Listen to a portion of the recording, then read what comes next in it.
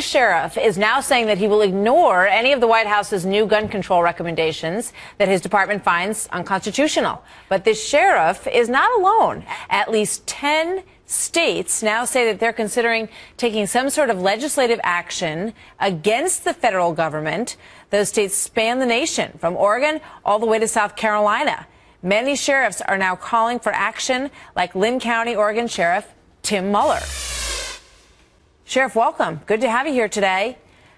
Good morning, Martha. Talk to me a little bit about your process of thinking this through. You know, when you started to hear about these executive orders coming down from the president, you know, what kind of action did you take? What became your plan, and how do you back up your ability to carry that out? Well, how it first started was I had a lot of folks in my county asking myself and my deputies, you know, what my position was on, if any, what they termed far-reaching or overreaching gun control laws were established from the feds. And yeah, I made my position known. I tell my deputies that you know, I didn't support anything, any regulations that would infringe upon the constitutional rights of our citizens. Well, when I swore oath to a community, a group of people who live in Jackson County. I swore oath to the Constitution, in which I swore oath also to the Constitution of Kentucky. And in that Constitution is the Second Amendment, and that's what this country is based upon. How can I rightfully, in my own mind and in my heart, come in and take guns away from people when that is their protection? In an area our small, we're in a rural county, we're in a rural area. Sometimes it takes 30, 40 minutes to respond to the remote part of our county to protect our people. They can call on a cell phone, and I can say I'm en route. I can be talking to them. A guy kicks their front door. I would rather them be armed and be able to take care of themselves and to, in my mind or my heart, take the guns away from them. So I will not enforce an unconstitutional law against any citizen in Smith County. It just won't happen. I personally believe that the provision in the Second Amendment is the final fail-safe, if you will. An armed society, if you read the Federalist Papers and study the Constitution, you'll see exactly why that is so important. And I believe that there is a goal to ultimately take as many firearms as possible. The differences between the firearms, more often than not, are cosmetic as to what is an assault weapon, that sort of thing. Well, I think the senator's bill also includes guns that will remain legal, not just guns that will become illegal to own.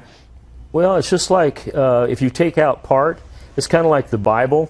Either you believe it or you don't believe it. The Constitution, either you believe it or you don't. You either live by it or you don't. I think people have tried to compromise it, tried to tweak it, mold it to whatever best suits them financially or for whatever other reason. I am absolutely 100% pro-Second Amendment. I was troubled by the willingness to use executive orders. I think the appropriate way to do this is through the Congress. And the sheriff is against the president's proposal to ban automatic assault rifles and limit the capacity of magazines. I really don't have heartburn with people owning AR-15s. I don't. A 30-round magazine. If you're out target shooting with your AR-15, a 30-round magazine is pretty convenient. Since his letter was posted yesterday on the Sheriff's Department website, he's gotten 10,000 hits and plenty of phone calls. He says he takes the positive with the negative and says the real problem isn't guns, it's something he sees every day inside the jail he runs. I firmly believe that the mental health apparatus in this country is broken. Our county jails have become a dumping ground for the mentally ill. This is not the place for the mentally ill. You know, and I know with the Second Amendment, the way it was designed, you know, was to protect the people from also from the government. And but you know, in protection, it's just like if I'm a bad guy and I'm going to go kick a door, but I know the guy behind that door has a gun, and I go to this other door where I know a guy doesn't have a gun, that's the door I'm going to kick. You're still going to have instances, you're still going to have violence, you're not going to be able to curb that, but the innocent people are going to be able to protect themselves. Yeah, the Lynn County Sheriff's Office, myself and my deputies, we have the position that we're not going to enforce that law. It's a federal law. You know, if it comes down as a state law, then we'll have to revisit that. But we won't enforce federal regulations or federal laws. We're not required to. There's a separation of powers, and we won't. Well, I'm doing what I feel I am elected to do. I am elected with a very narrow range of responsibilities that have to do with public safety, law enforcement, and I'm not a robot. I'm supposed to think about what it is I do. And I'd point out to you, you've been talking about the NFL making statements.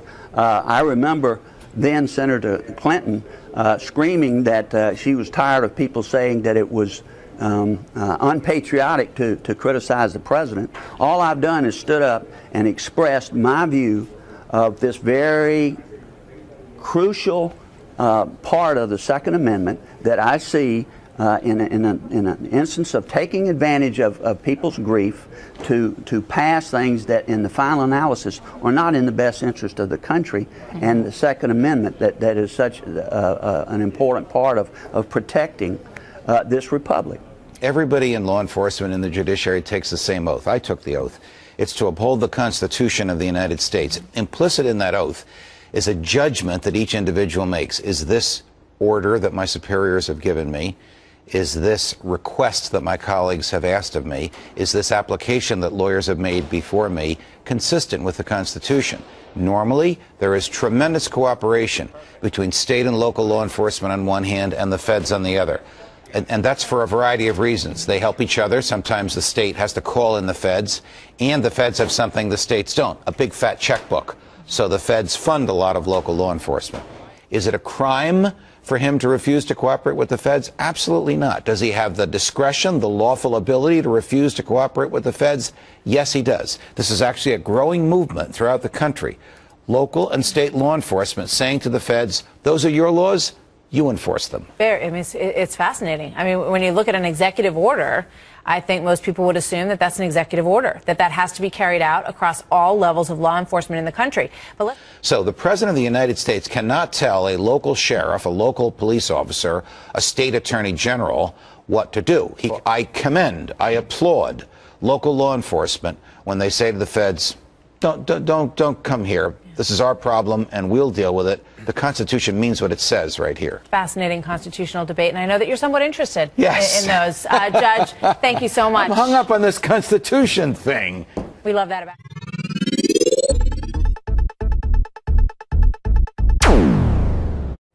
I, Barack Hussein Obama, do solemnly swear. I, Barack Hussein Obama, do solemnly swear. That I will faithfully execute. That I will faithfully execute. The office of President of the United States. The office of President of the United States. And will, to the best of my ability. And will, to the best of my ability. Preserve, protect, and defend. Preserve, protect, and defend. The Constitution of the United States. The Constitution of the United States. So help you God. So help me God. Congratulations, Mr. President. Thank you, Mr. Chief Justice. Thank you so much.